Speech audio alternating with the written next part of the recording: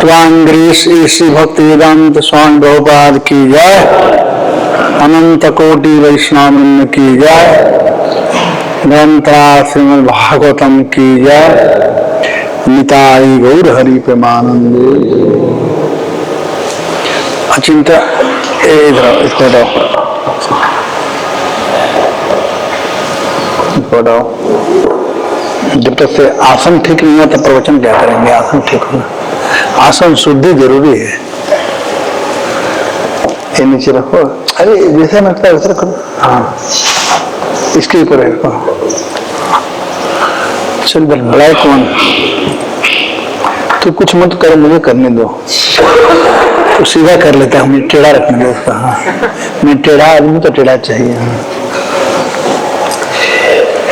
मेरा L5 L6 में तकलीफ है, पीठ में तकलीफ नहीं है। ओम नमो भगवते वासुदेवाय। ओम नमो भगवते वासुदेवाय।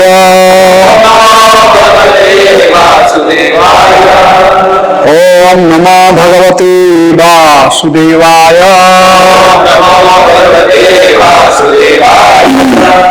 तो आज पढ़ेंगे भागवत महापुराण से अध्याय 11, सॉरी अष्टकम 11 अध्याय 1 और श्लोक संख्या 4। न एव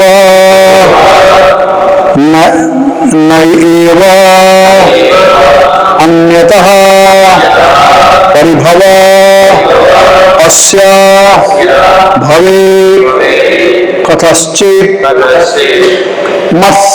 मत्संश्रयस्य विभव उन्नहनस्य नित्यं अन्तः कलिं यदुकुलस्य विधाय वेणु स्तंभस्य वहनिम् इव शान्तिम् उपौने धाम।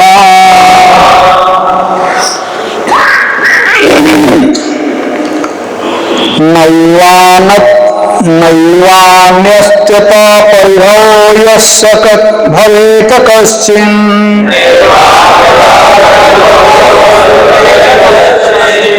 नैवान्यतः परिभवो यस्य भवेत् कश्चिन्।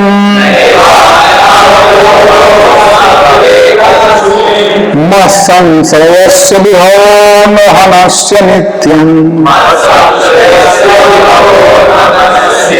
अन्तः कलि यदुकुलस्य विधाय वेणु स्तंभस्य वहनिमिव शान्तिमुपैमि धाम।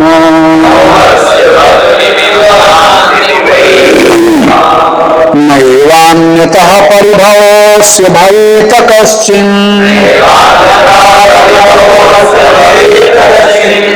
मत्संश्रयस्य विभवोऽन्यहनस्य नित्यम्।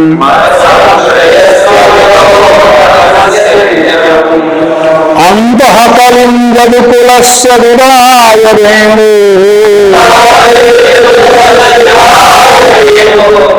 स्तंभस्य वहनिमिव शान्तिमुपैमि धाम।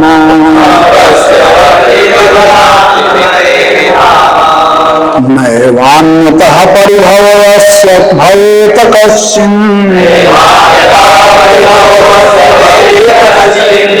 मत्संश्रयस्य विभवोऽन्यहनस्य नित्यम्। अन्तः कलिं यदुकुलस्य विधाय वेणु स्तंभस्य वहनिमिव शान्तिमुपैमि धाम।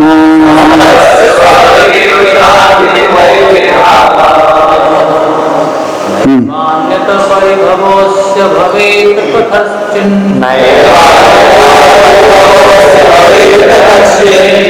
संश्रयस्य विभवो न हनस्य नित्यम्।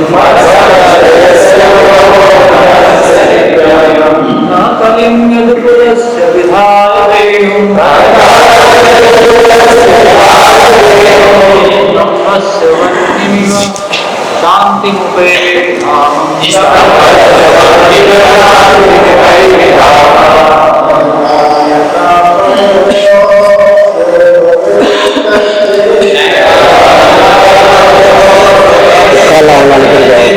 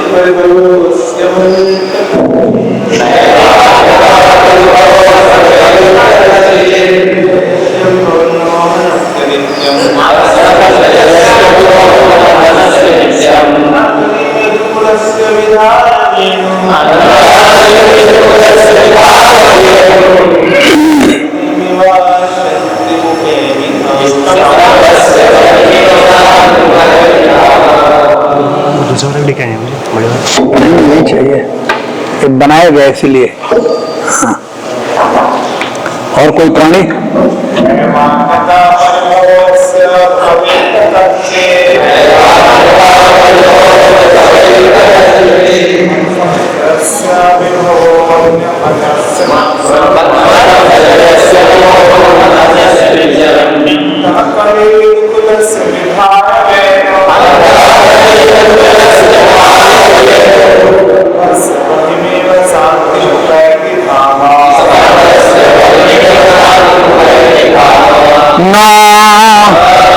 नहीं एवं निश्चय अन्यतः अन्य कोई या अन्य किसी से परिभव हार सकते हैं। अस्या जगदंशी लोग भय हो सकती है कश्चिन किसी भी तरह से मत्संसर्वस्य मेरे शरणागत की विभव अपनी शक्ति के पुनःनस्य असीम नित्यम सदैव अंत भीतर कलिम कल यदि कुलस्य यदि वंश का विधाय प्रोत्साहित करके वेणु अस्तंभस्य बांस के कुंड की बहाने आग शांति उपायनी प्राप्त करूंगा।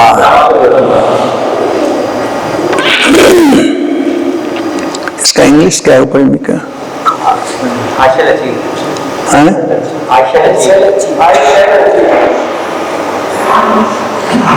धामा अपनी नित्य वासस्थान। अनुवाद और तात्पर्य। भगवान श्री कृष्ण ने सोचा इस जगवंश के सदस्य सदैव मेरी पूरी तरह से शरणागत रहे हैं और इनका ऐश्वर्य असीम है। अतः कोई भी बाहरी ताकत इस वंश को पराजित न कर पाई, किंतु यदि मैं इस वंश के भीतर कलह को प्रोत्साहित करूं तो वह कलह बांस के कुंज में घर्षण से उत्पन्न अग्नि की तरह कार्य करेगा। तब मैं अपनी असली मंतव्य प्राप्त करके अपने नित्य धाम को लौट सकूंगा। तात्पर्य: भगवान कृष्ण यदुवंश के सदस्यों के लोक की व्यवस्था करना चाहते हुए भी स्वयं उनका उस तरह वध नहीं कर सकते थे जिस तरह उन्होंने अनेक असुरों को मारा था, क्योंकि यदुवंश उनका अपना वंश था।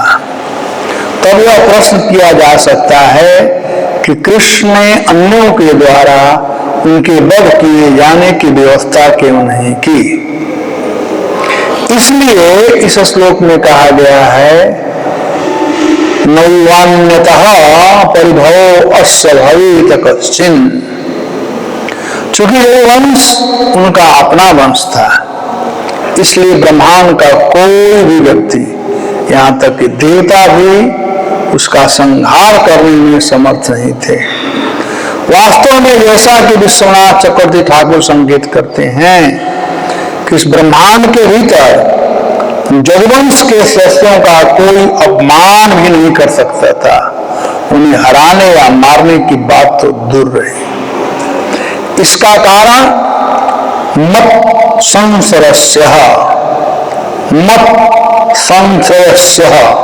शब्दों द्वारा दिया गया है।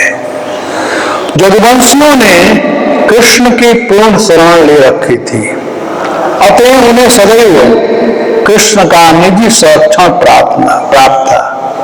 कहा जाता है, मारे कृष्ण राखे के, राखे कृष्ण मारे के। यदि कृष्ण किसी की रक्षा करते हैं तो उसे कोई नहीं मार सकता, और यदि कृष्ण मारना चाहते हैं तो कोई कन्नाई का लाल उसे बचा नहीं सकता। कृष्ण ने पहले से अपने सारे संगियों तथा देवताओं से पृथ्वी प्रकट होने के लिए अनुरोध कर रखा था, जिससे उनकी लीलाओं में वे सहायक बन सके। अब जबकि इस विशेष लोक में उनकी लीलाओं का अंत होने जा रहा था और ये लीलाएं किसी अन्य ब्रह्मांड के अन्य किसी लोक में स्थानांतरित होने जा रही थी, तो कृष्ण अपने सारे संगियों को इस धरा से हटा देना चाहते थे, जिससे उनकी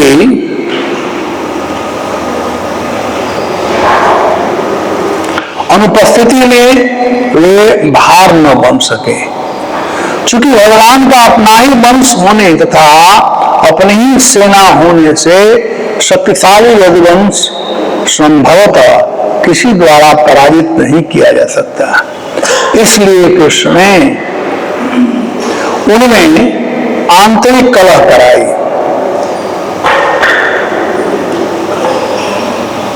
जिस तरह बांस के जंगल में बांसों की परस्पर घर्षित करके अग्नि उत्पन्न कर देती है, ये सारा जंगल भस्म हो जाता है। श्री भक्ति सिद्धांत सरस्वती ने संकेत किया कि यदुवंश के साहसिक कार्यों को सुनकर सामान्य लोग यह सोच सकते हैं कि यदुवंश के वीर भी कृष्ण की तरह पूजनीय हैं या स्वतंत्र नियंत्रण है। दूसरे शब्दों में मायावाद दर्शन से दूषित लोग यदुवंश को कृष्ण जैसे पद पर इसे समझ सकते हैं। इसलिए यह स्थापित करने के लिए कि सर्वाधिक शक्तिमान जीव तक कभी भी न तो भगवान के समान हो सकता न उनके आगे जा सकता है। कृष्ण ने यदुवंश के विनाश की व्यवस्था की। ओम ओमज्ञानतिमिरान्धस्य ज्ञानाञ्जनशलाकया चक्षुरुन्मिलितं येन तस्मै श्रीगुरवे नमो विष्णुपादाय कृष्णपृष्ठाय भूतले श्रीमते भक्तिवेदान्त स्वामिनिति नामिने श्री सरस्वती देवी गौरवाणी प्रचारिणे निर्विशेष शून्यवादी जय श्री कृष्ण चैतन्य प्रभु नित्यानंद श्री अद्वैत गदाधर श्रीवासादि गौर भक्तवृंद। हरे कृष्ण कृष्ण कृष्ण हरे हरे राम राम राम हरे हरे। अपने पास 10th कैंटो पार्ट 1 है।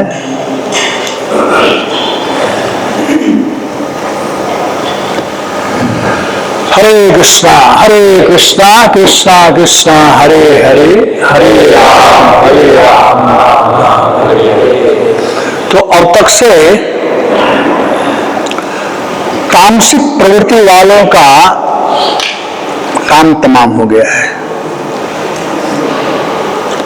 राजसी प्रवृत्ति वाले मारे जा चुके हैं। अब जो सात्विक प्रवृत्ति वाले हैं, सत्गुण वाले हैं, उनका क्या करना चाहिए, भगवान इसके विषय में विचार कर रहे थे। और आप देखेंगे तो पहले अध्याय से ही, पहले अध्याय के प्रथम श्लोक से ही कारण क्या है यह बताया गया है कि कारण जो है इन सब का यह है भू अवताराय भारम जयिष्य जनय कलिम। तो भगवान पृथ्वी का भार खत्म करने के लिए कार्य किए। इस पृथ्वी भार से बोधित हो चुकी थी। और आप लोग पढ़े होंगे 10वें स्कंद के प्रथम अध्याय में, जहां पर पृथ्वी इन लोगों से इसके भार से भारपन के चलते, उनके बोझ के चलते बड़े व्यथित थी। भूमि दीप्तानुपाव्याय दैत्या अनेक शतायुतै अक्रांत भूरिभारेण ब्रह्मणं शरणं जजौ। जो पृथ्वी थी वो नृपव्याज और दैत्य अनेक, पृथ्वी विभिन्न प्रकार के सोकाल जो राजा थे उनके द्वारा और दैत्य तथा राजाओं के सैनिक, एक दो नहीं शतअयुत सैकड़ों संख्या के द्वारा अक्रांत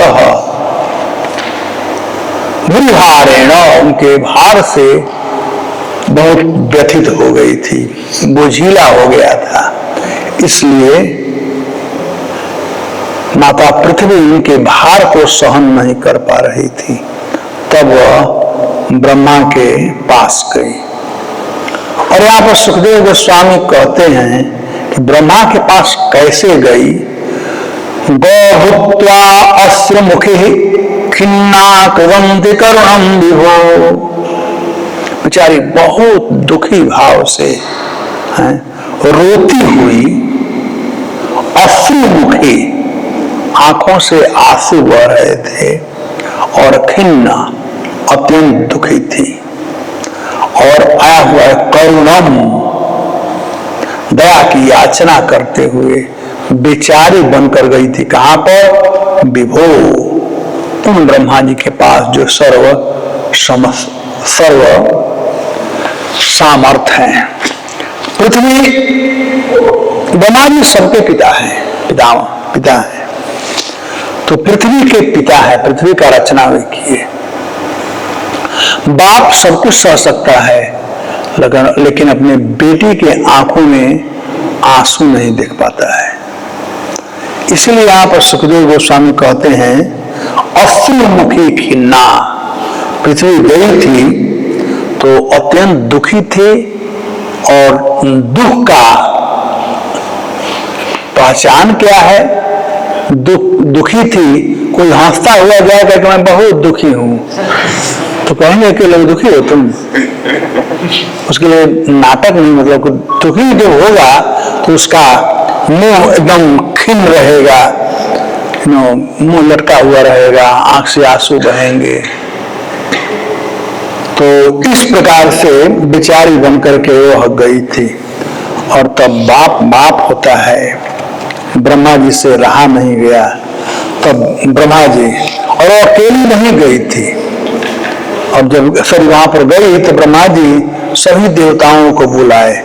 सबको तो बुलाए ही, लेकिन साथ में यहाँ पर स्पेशल बात कहा गया है कि भगवान शिव को भी बुलाए, उनको बुलाना नहीं भूले, नहीं तो असुर लोग चले जाते भगवान शिव के पास और भोले बाबा है आशीर्वाद दे देते, कुछ गड़बड़ हो सकता था। इसीलिए ब्रह्म तद उपधार्यार्थ सहदेवई तया सह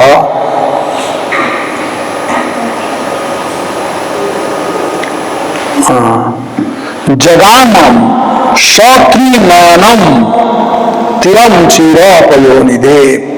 जगाम हुए गए, यहाँ पर कहा गया देवई तया सह, समस्त देवताओं को लेकर के गए। लेकिन स्पेशल उल्लेख सुखदेव गोस्वामी कहते हैं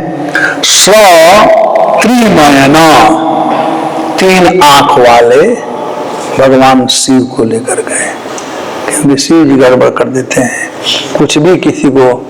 अरे अपना भी कभी नहीं सोचते हैं, जानते हैं ना वो कौन था कि सिर पर हाथ रख भस्मासुर, अपना ही विचार नहीं किया, आशीर्वाद दे दिए। इसीलिए भगवान शिव के पास लोग ज्यादा जाते रहते हैं। तो ब्रह्मा जी जानते गड़बड़ कर देंगे, इसलिए उनको लेकर के गए क्षीरोपनिधे, क्षीर सागर पर जाकर के, और वहां पर जाकर के पुरुष सूक्त के द्वारा जब प्रार्थना किए तो प्रार्थना करने के बाद भगवान ने जो कहा था आकर के बात बताए, और उन लोगों को बात बताने के बाद भगवान ने कहा, कहते हैं वसुदेव हे साक्षात भगवान पुरुष पर जनिष्यति तत्प्रियार्थम संभवन्तु सुरस्त्रिय। कहते भगवान ने कहा है कि मैं आऊंगा, वसुदेव गृहे साक्षात भगवान पुरुष परम, परम पुरुष भगवान साक्षात वसुदेव जी के घर में आएंगे, और कहते हैं जनिष्य जन्म लेंगे, आएंगे तत्प्रियार्थम, उन भगवान को प्रिय करने के लिए संभवन्तु सुरस्त्रिय, आप जितने देवता लोग हैं आप सब लोग अपने अपने स्त्रियों के साथ वहां पर आइए, आप लोग भी जन्म लीजिए। तो ये जो द्वारिका वासी थे ये कोई सामान्य नहीं थे, ये लोग सुर, ये देवता थे। तो यहाँ पर ये जो बात आया हुआ है कि पृथ्वी के दुख से, पृथ्वी के भार से, और भार का कारण क्या था तो यहाँ पर बताया गया है। देखिए पहले श्लोक में भी बताया गया है भार, दूसरे श्लोक में भी कहा गया है अंत में हत्वा नृपा निरहत क्षिति भारम, इस भगवान ने क्षिति भारम, पृथ्वी के भार को उन्होंने कम किया, हल्का किया। और तीसरे श्लोक में भी बताया गया है भूभार राज पृतनया जदुरी निरस्य। भूभार, तो पहले तो भगवान दैत्यों से जो तमोगुणी थे उन लोगों को मार करके पृथ्वी का भार हल्का किए, अब ये तमोगुणी लोग होते हैं, उनकी बुद्धि होती नहीं है। बल होता है तमोगुणियों में, लेकिन बुद्धि नहीं होती है। बल और बुद्धि में बलवान कौन है? बुद्धिमान। तमोगुणी लोग बलवान हो सकते हैं, लेकिन बुद्धिमान नहीं होते हैं। जैसे कंस बलवान था, लेकिन बुद्धिमान नहीं था। जहां की वसुदेव जी, वो बलवान भी थे और बुद्धिमान भी थे। जब देवकी के सामने धर्म संकट आया, जब देवकी को मारना चाह रहा था कंस, तब वसुदेव जी देवकी का रक्षा किए अपने बल से नहीं। वसुदेव जी बलवान थे, लेकिन बुद्धि से रक्षा किए।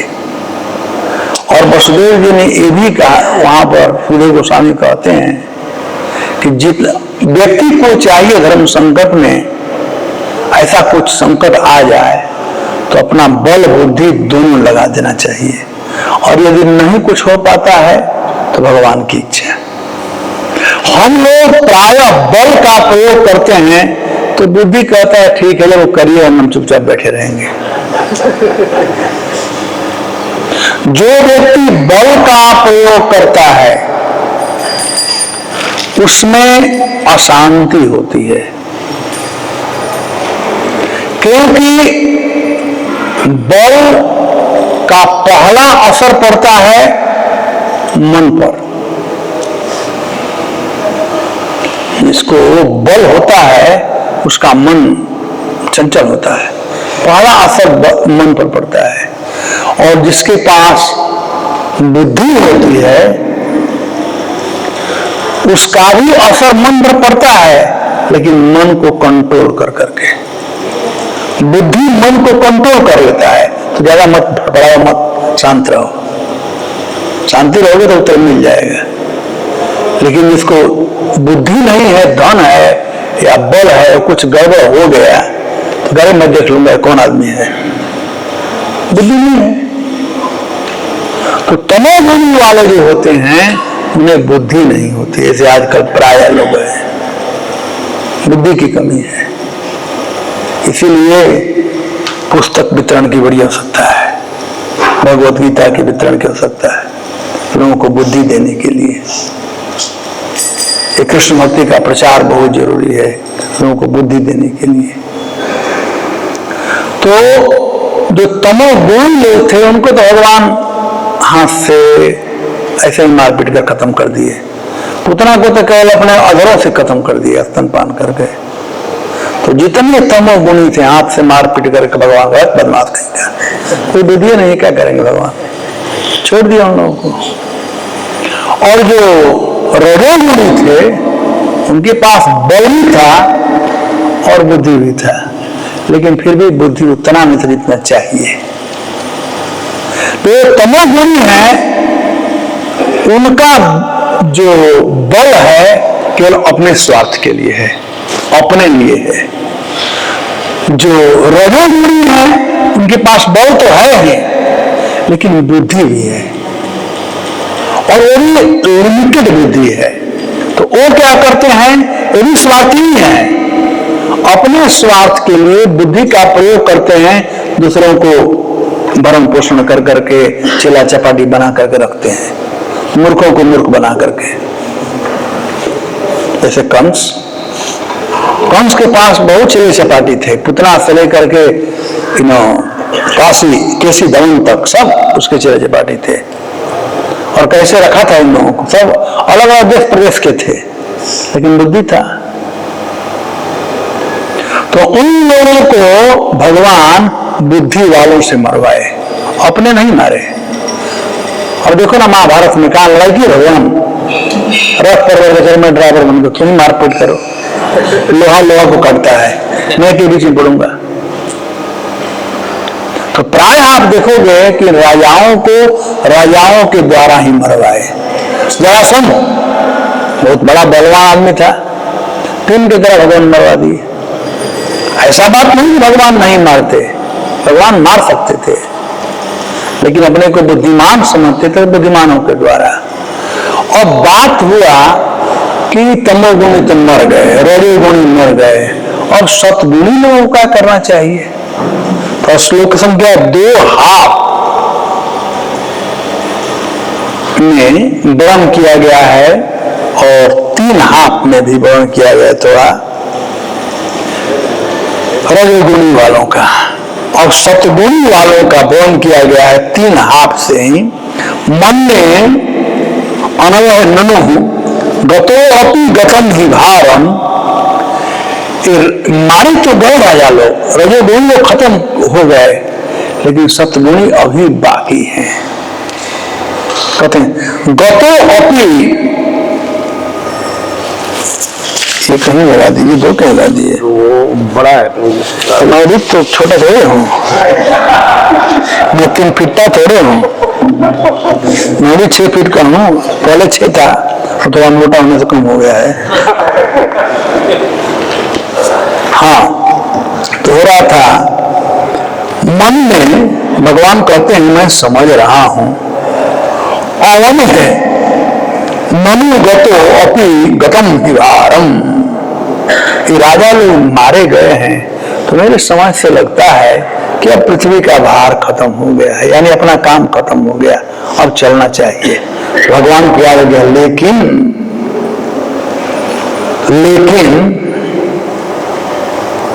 यद्यपि यद जादवम कुलमहो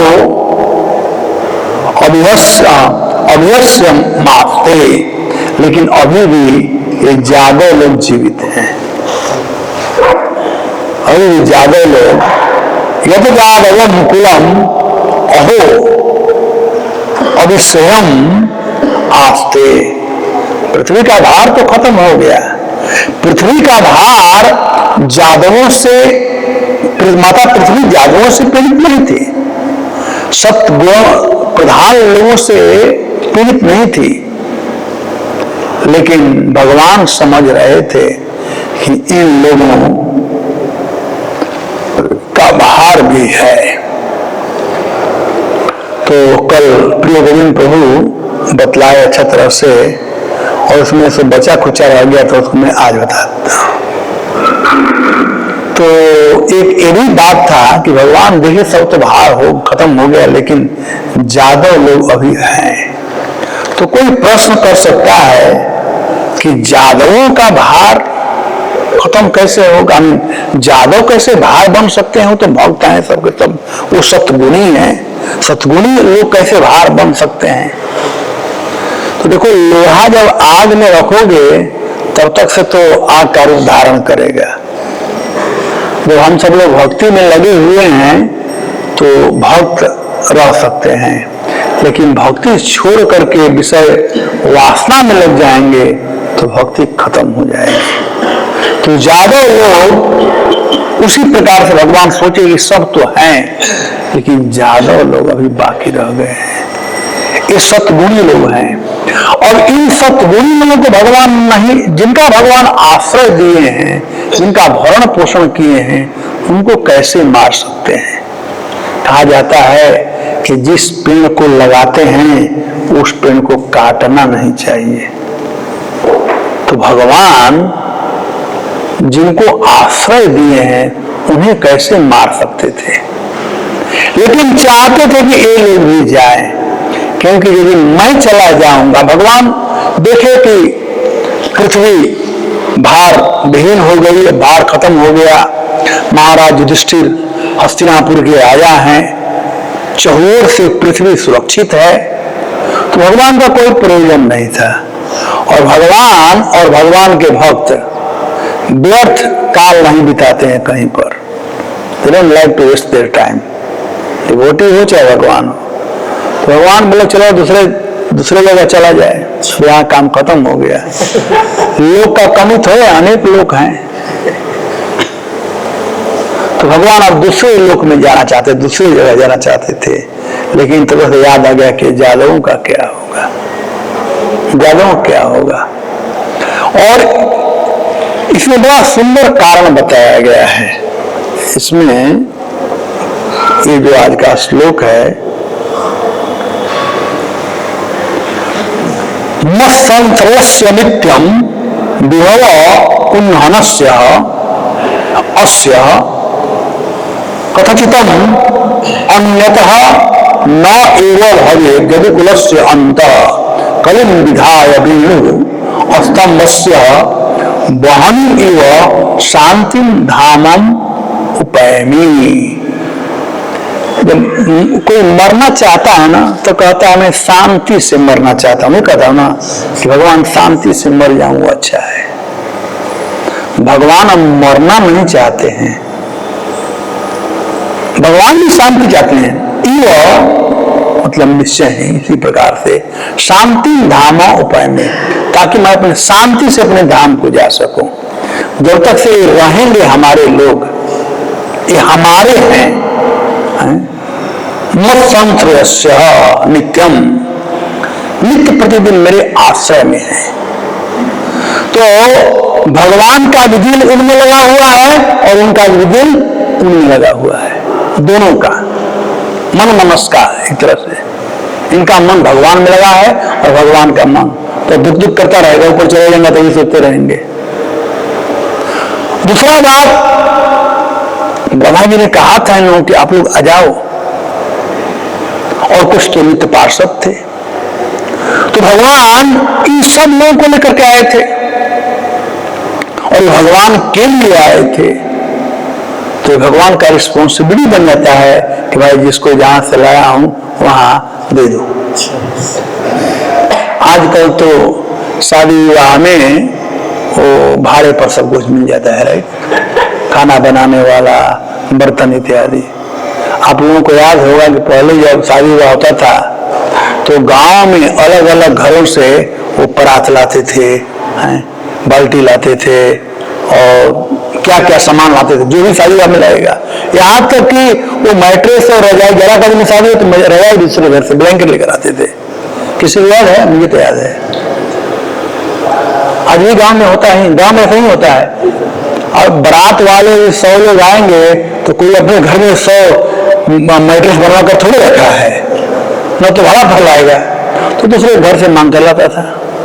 वो तो परंपरा था, बटर सिस्टम। तुम लाएगा फिर बाद में बर्तन भी बड़ा बड़ा, उतना ही नहीं दूध दही भी आता था, तो बर्तन तो सब आता था। लेकिन शादी विवाह होने के बाद उनके घर पर नहीं रहता था। बाद में क्या करते थे? लौटाते थे। भाई जिसका जितना था वो लौटा देना, ये होता था ना। तो ठीक वैसे ही ये लोग, देवता लोग या भक्त लोग आए हुए थे। अब भगवान काम हो गया, शादी विवाह हो गया, खत्म हो गया, अब लौटाओ इन लोगों को। तो भगवान को दुख दुख लगा था कि भाई इनको लौटा भी देना चाहिए तो गड़बड़ हो जाएगा। और ये लोग भगवत भक्त से, तो इस श्लोक में मत संसरस्य नित्यम शब्द बड़ा ही इंपॉर्टेंट है। ये लोग भगवत परायण थे। जो भगवान के शरण में होता है उसका कोई बाल बांका नहीं कर सकता है, चाहे वो छोटा हो चाहे वह बड़ा हो। प्रहलाद महाराज छोटे बालक थे बिल्कुल, लेकिन वे कैसे थे? मत संसरस्य नित्यम, 24 आवर ए डे वे कृष्ण के शरण में थे। हिरण्यकशिपु कितना बलवान था। हिरण्यकशिपु स्वयं बोलता है, अरे जब मैं चलता हूं तो पृथ्वी कांपती है, लेकिन तू नहीं कर रहा है। चल ये तुम्हारा बल कहां से आ रहा है? प्रहलाद ने कहा वहीं से जहां से आपका आ रहा है। पावर हाउस से कहीं है, पावर हाउस से कहीं है, लेकिन मैं पहचानता हूं, आप पहचानते नहीं हो। तो मत संसरस्य नित्यम, जो नित्य कीर्तनीय है सदा हरि, जो नित्य प्रतिदिन कीर्तन करता है, कहते हैं विभव पुंहनस्य, उनका विभव का दूसरा शब्द वैभव, वैभव उसका, उनका वैभव इतना होता है, इतना होता है कि कोई उन्हें परास्त नहीं कर सकता है। जो बड़े लोगों के शरण में रहता है ना, छोटे लोग डरते हैं ऐसे भी। बॉम्बे में मेरा एक ड्राइवर था गणेश, तो उस ड्राइवर से सब ड्राइवर डरते थे कि प्रभु जी का ड्राइवर है कि बस शरण में था और कुछ नहीं। एक बार हितोपनिषद में, हितोपदेश में एक कहावत है कि एक बार बकरी का झुंड कहीं जा रहा था, उसमें शाम का समय हो गया, तो एक बकरी बेचारी बिछड़ गई थी। अब सोची कि शाम का समय हो गया, हिंसक जानवर हमें खा जाएंगे, क्या करूं। तो उसे दिखाई पड़ा एक शेर के पैर का छाप, तो वहां पर बैठ गई, शेर के पैर के छाप के पास बैठ गई। और जो भी जानवर था अपना आंख दिखा रहा था ऐसे, तो कहती देखते हो काम में बैठी हूं, देख रहे हो कहां बैठी हूं मैं, किसके सलाह में हूं, तुम पर अटा मुझ पर अटैक किया, आप तो गए काम दिएगा। सब भाग जाते थे तो बैठे शेर के। अब शेर आया, वो भी घूर रहा था, बकरी को देख करके दिखा रही थी, देखो। उसको मालूम नहीं है कि ये कौन है, का देखो। तो शेर तो जंगल का राजा है, जब देखा कि अपने पैर का छाप, तो बहुत खुश हो गया। इतना खुश हो कि मेरे शरण में है, उसने हाथी को बुलाया कि हाथी इधर आओ, इसको अपने चढ़ाओ पीठ पर और पूरे जंगल का इसके भ्रमण कराओ, पूरे जंगल का भ्रमण। अरे के पैर में, शेर के पैर में बैठने से सब जानवर डरते ही थे, तो वैसे ही समाश्रित पदपल्लवम प्लवम महपदम पूर्णयशो मुरारी भवान मुधीवस्य परम पदम पदम पदम जात विपदम तेषाम। समाश्रित पदपल्लवम प्लवम, भगवान का जो शरण ग्रहण कर लेता है, जो चरणाश्रित हो जाता है कृष्ण का, उसके लिए संसार का जो दुख है, जैसे वो बकरी बैठ गई थी शेर के पैर के छाया में, तो जितने जानवर थे उसको दिखा दिया, बस चले गए। वैसे ही जितने दुख रोग हैं संसार के, वो तो देख करके चले जाएंगे बाबा भगवान के पास है, आएंगे ही नहीं, माया का जाल नहीं करेगा वहां पर। तो माया के नाती पोते कहां से आएंगे?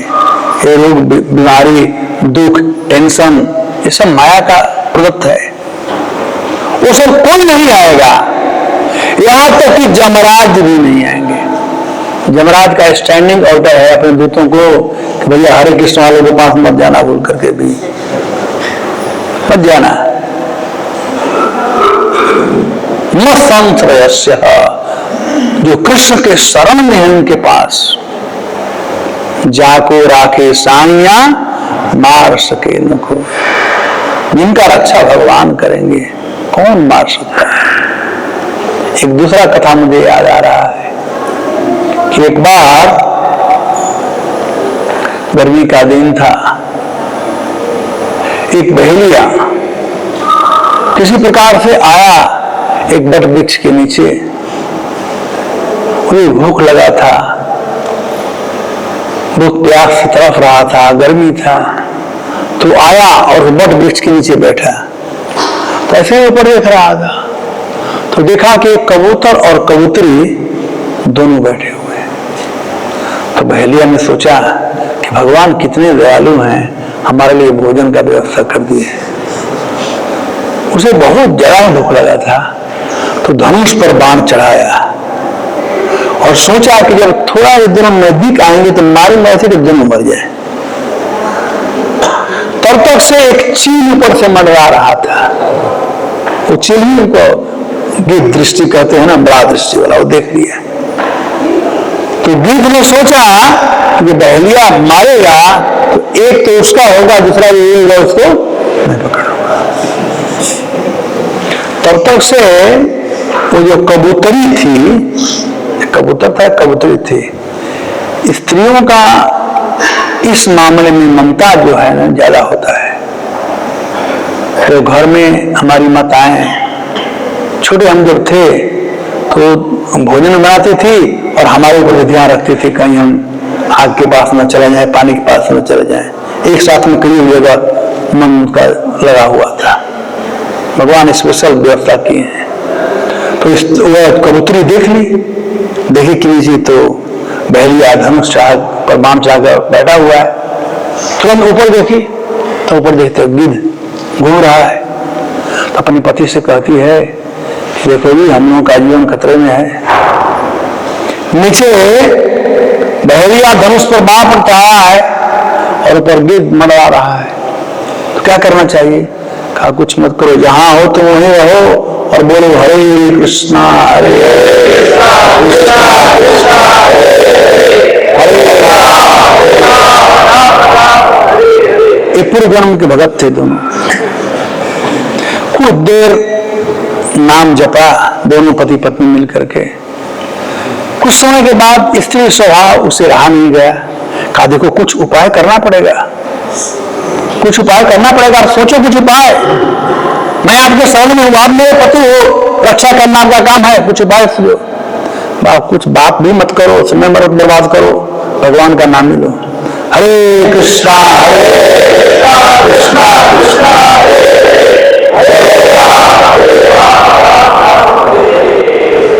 फिर उसमें नहीं आ गया। कहा ऐसे हरे कृष्ण कहते हैं मर जाएंगे, कुछ करो। तो कबूतर कहता है जब तुम जानती हैं कि मरने वाले हैं तो मरना भी है तो भगवान का नाम लेकर मरो तो सदगति होगा। हरे कृष्णा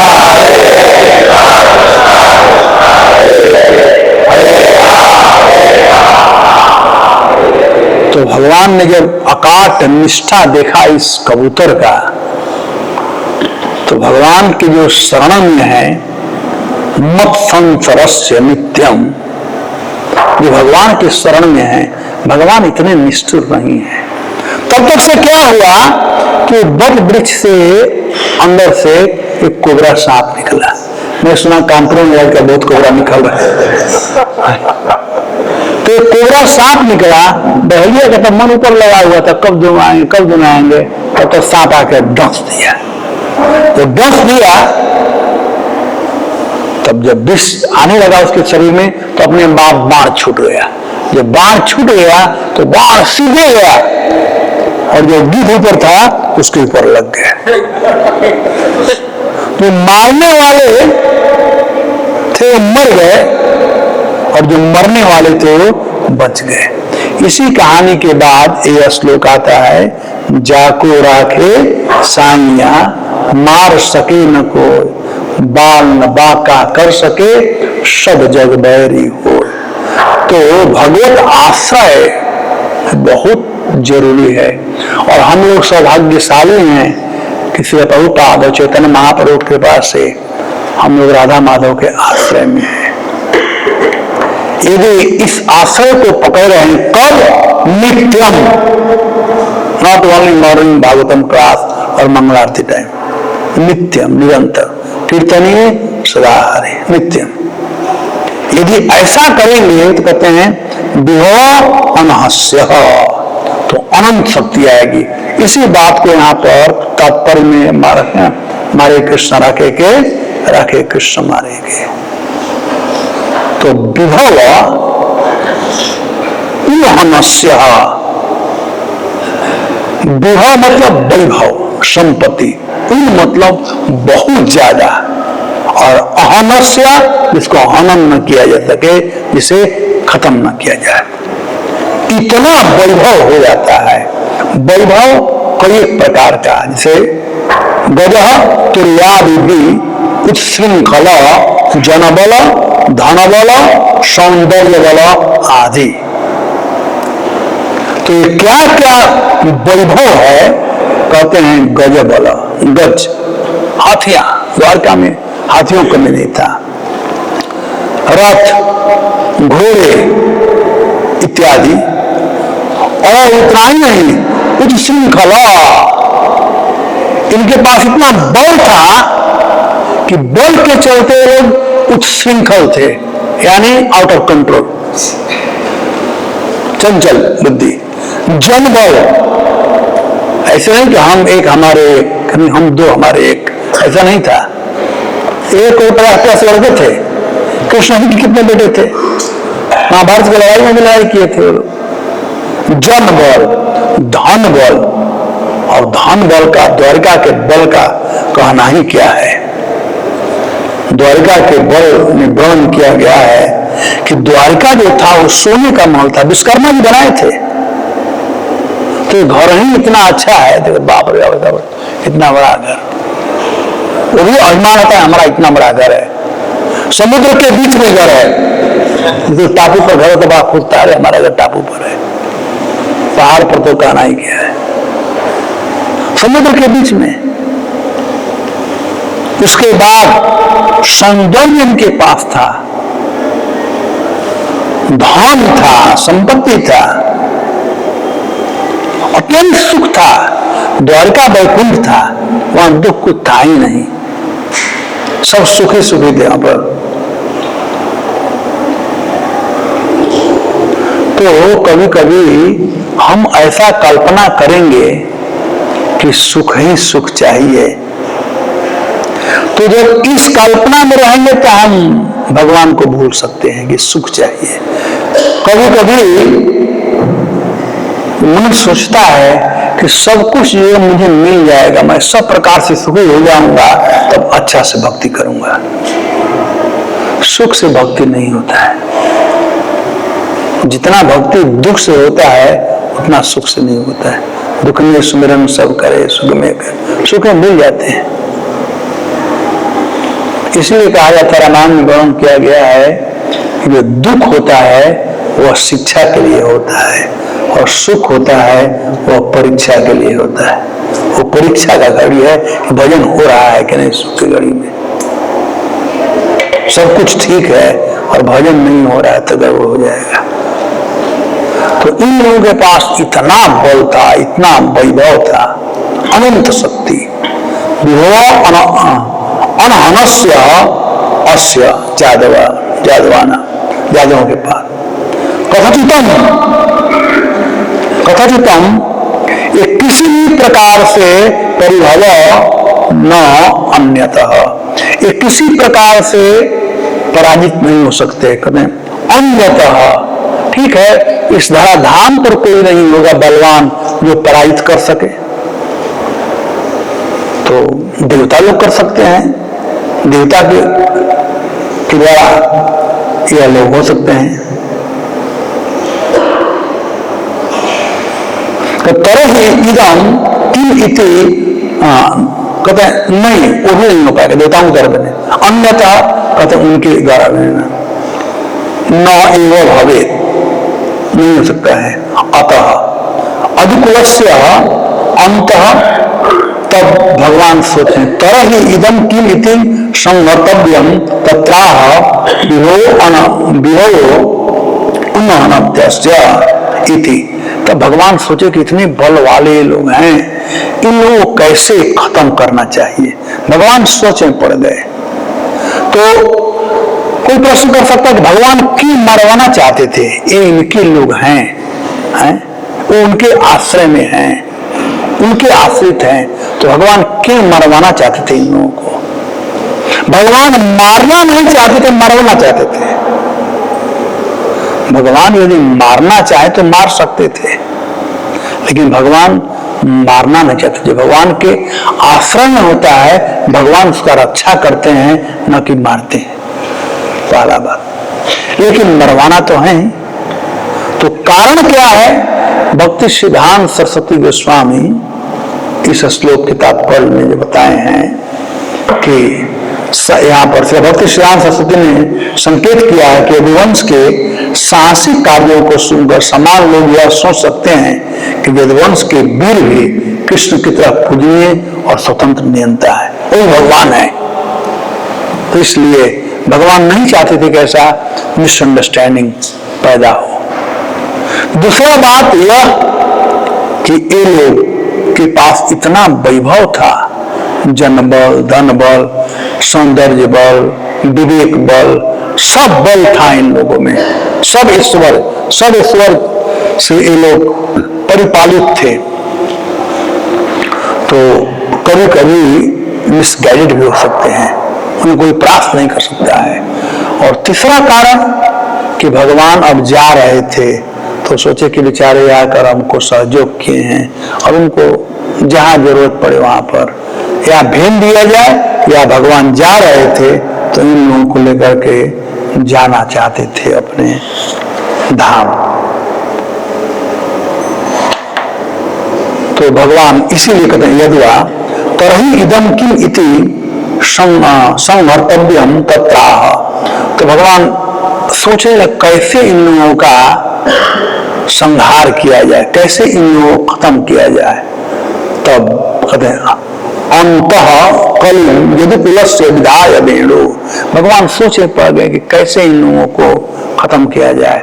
तब जुक्ति यहाँ पर दिया गया है, यानी उदाहरण दिया गया है कि भगवान उन लोगों को आपस में मरवा करके, कोई मार सकता भी नहीं था, इतने बलवान थे, भगवान मारना नहीं चाहते थे।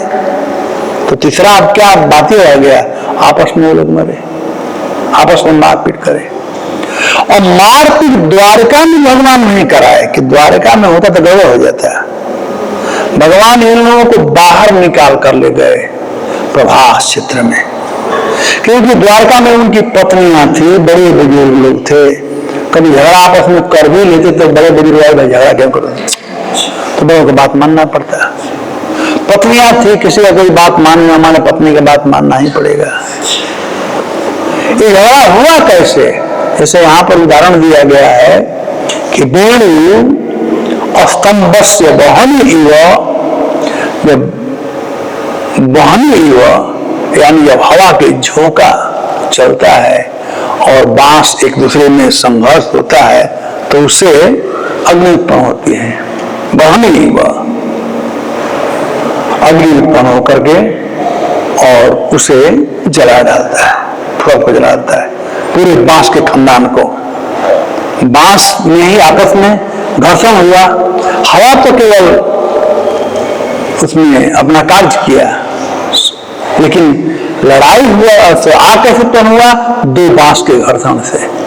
तो वैसे ही भगवान यहाँ पर इन लोगों को प्रभास क्षेत्र लेकर गए और घर्षण हुआ। कैसे घर्षण हुआ, महाभारत युद्ध में सब मारे गए थे, पांडवों की तरफ से केवल 5 पांडव बाकी रह गए थे, कृष्ण बाकी रह गए थे, सात्यकी थे और दारुक थे।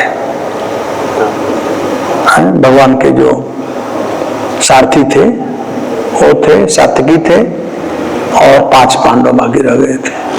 और कोई था?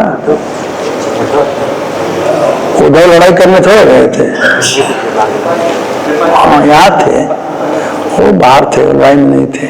मैं महाभारत कह रहा हूँ। और कौरव सेना में जीवित थे अस्थामा, कृपाचार्य और कृतवर्मा। कृतवर्मा सेना के सेनापति थे, नारायणी सेना को लेकर गए थे। और प्रभास क्षेत्र में खा पी करके मौज मस्ती कर, शराब पी करके, स्पीड वाला नहीं, बारूनी पी करके, शाम के समय जाड़ा का दिन था, आग ताप रहे थे और लगे आपस में बात करने।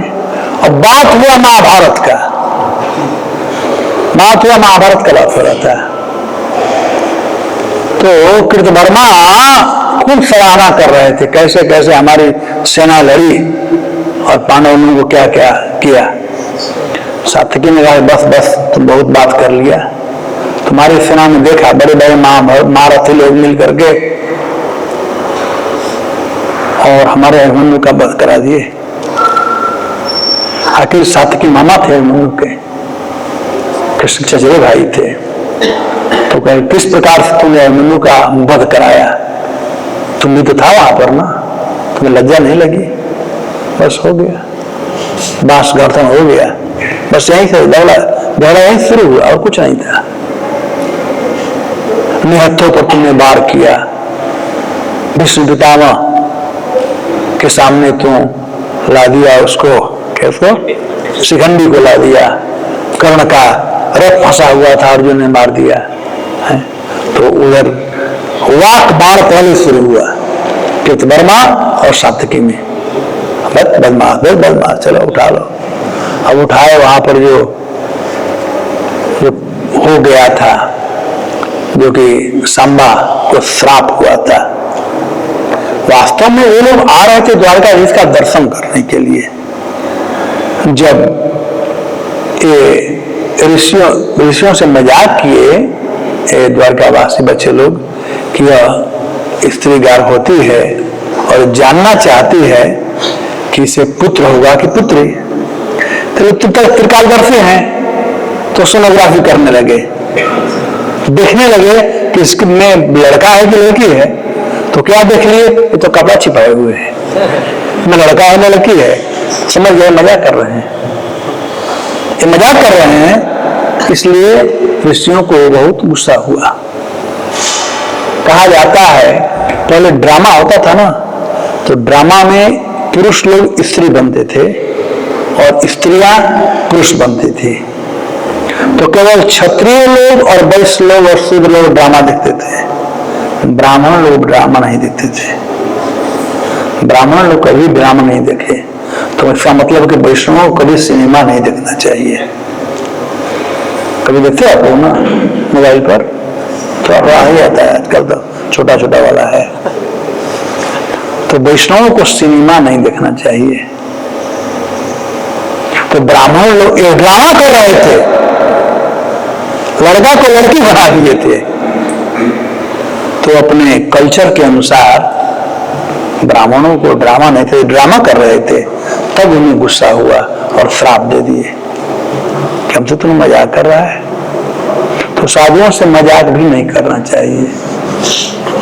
अपने जिसको जान पहचान हो दूसरा बात मजाक कर सकते हो, जानते नहीं हो मजाक नहीं, उसका सेवा करना चाहिए, साधुओं का सेवा करना चाहिए।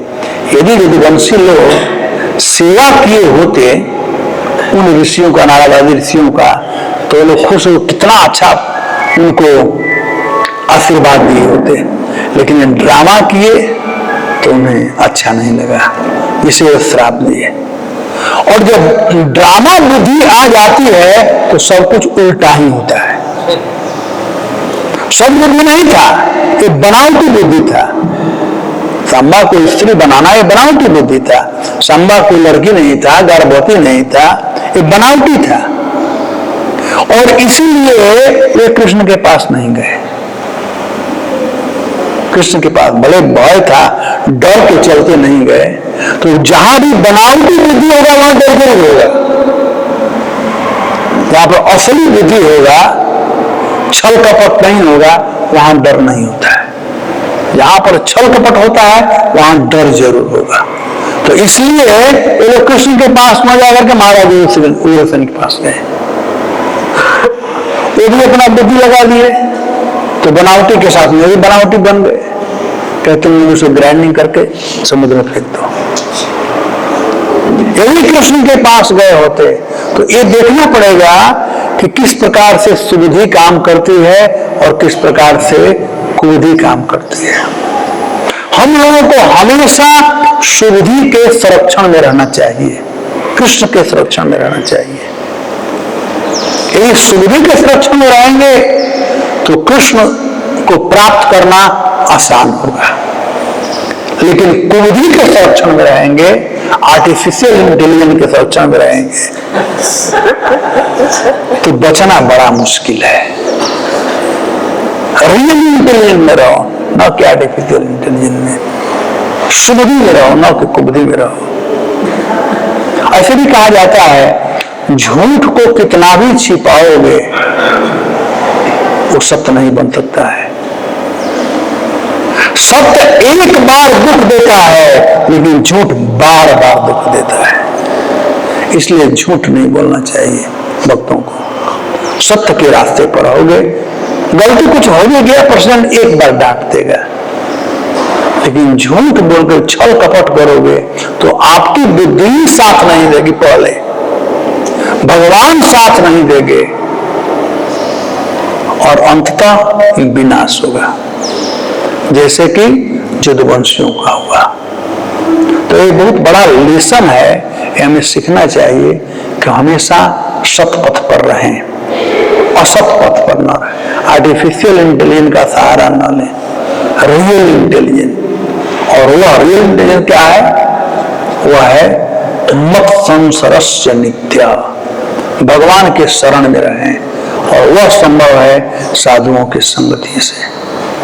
तो इस श्लोक का सार यही है कि हम लोगों को यदि हम नित्य निरंतर भगवान के संरक्षण में रहेंगे, तब हम सब प्रकार से शक्तिशाली बन सकते हैं। शक्ति ही चाहिए, जो भक्ति करता है उसमें शक्ति की कमी नहीं होती है, सब प्रकार की शक्ति प्राप्त हो सकती है।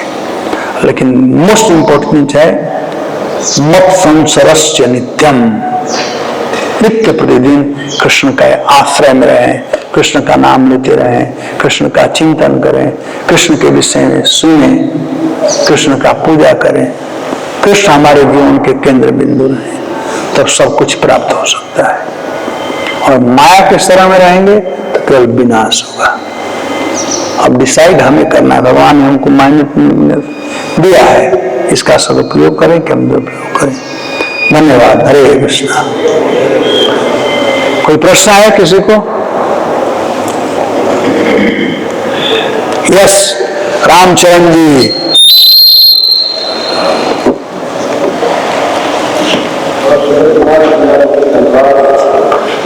हरे कृष्णा। कल वाला क्लास और सुंदर था, आप थे क्लास में? जब भगवान के आश्रय थे, ये मनुष्य आश्रय थे, तो भगवान को किसी भी लोग को सेट कर सकते हैं, किसी भी सारे लोग हैं। हाँ, आतंक चला कहा सुंदर पता है भगवान थोड़ा बने भक्तों को, पूरा दुनिया भगवान का है। हाँ, तो उनको भगवान ने नहीं मारा, लेकिन उनके द्वारा आपने मरवा दिया। ऐसा क्यों भगवान क्या कहा? बड़ा अन्याय कर दिया ना। नहीं, भगवान चाहते थे कि ये लोग हमारे साथ चले, हमारे सेवा में ही बने रहें। नित्यम शब्द है, नित्य हमारे सेवा में बने रहें। लेकिन अब तो मुझे जाना है, अब मेरा काम खत्म हो गया है, तो इनको छोड़कर मैं कैसे जाऊं? और अपने शरीर से जा नहीं सकते हैं, तो शरीर विवाह किया है ना, तो शरीर तो छोड़ना ही पड़ेगा। तो मैं मारता हूं तो ये तो ठीक नहीं होगा। माँ पुत्र को पुत्र हो सकता है, माता को माता नहीं होती। भगवान अपने आश्रित लोगों का रक्षा करना जानते हैं, मारना नहीं जानते हैं। और दूसरा कोई मारे, कोई माई का लाल नहीं मार सकता है जो मेरा आश्रय लिया है। तो अब कैसे छोड़े लेते हैं इनको? तो आपस में मारपीट कर ले, मैं आंख बंद कर लूंगा। भगवान किसी का पक्ष क्यों लेंगे? भगवान तो निरपेक्ष हैं, पक्ष नहीं ले सकते हैं, तो आपस में मारपीट करें। तो भगवान ने वो तीसरा रास्ता सही समझा कि आपस में मारपीट करें, और व्यवस्था भगवान पूरा करा दी है। कहे चलो चलते हैं, कल पिकनिक मनाएंगे प्रभास। सब लोग बड़े खुशी से गए पिकनिक मनाने, बाप माँ से दूर लेकर गए, पत्नियों से, बच्चों से, सबसे दूर लेकर गए। कोई उनको समझाने वाला नहीं था, और समझाने वाले कृष्ण थे, वो भी बैठ गए, अब जाने के लिए सोचने लगे। उद्धव और कृष्ण का संवाद होने लगा वहां पर, इधर मारपीट कर रहे हैं। बलराम जी वहीं पर थे, बलराम जी थे। बलराम जी समझ गए कि कृष्ण का क्या इच्छा है, तो बलराम जी तो वही करेंगे जो भगवान की इच्छा है। तो वो बीच बचाव नहीं है, वो भी जा करके ध्यान कर करके और नागलोक के द्वारा भगवान की सेवा में अनंत के रूप में। आप लोग जाना प्रभास, तो वहां पर सब लीला है, लीला स्थली है। किस स्थली पर भगवान बैठे थे, कहाँ पर बलराम जी कहाँ से गए, कहाँ ये लोग आपस मारपीट किए, ये प्रभास में है। यस,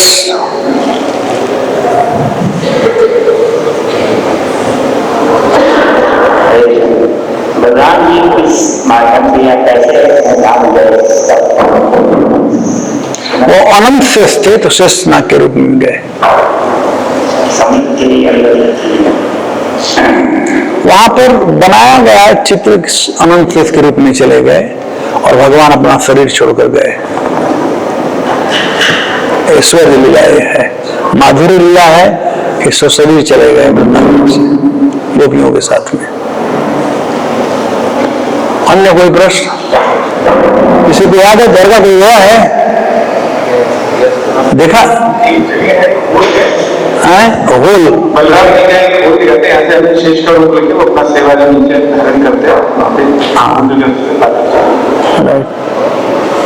अनंत शेष के रूप में ही गए।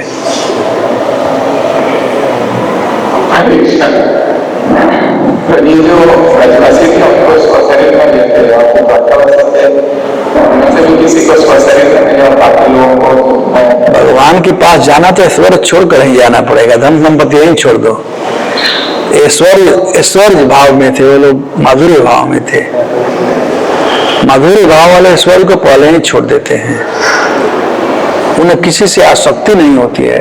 जब भगवान बांसुरी बजाए तो पति को छोड़ करके, बच्चे को छोड़कर, सबको छोड़कर चले जाएंगे। तो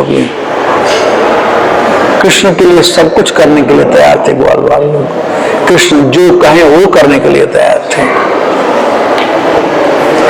जो भगवान गिरिराज धारण किए और कैसे लोग आ जाओ तो कृष्ण ही है, तो लोग भी आ गए। कृष्ण के लिए कुछ भी कर सकते हैं। आप पार्टी आ गई है। धन्यवाद। ग्रंथराज भागवतम की। अच्छा, इन बच्चों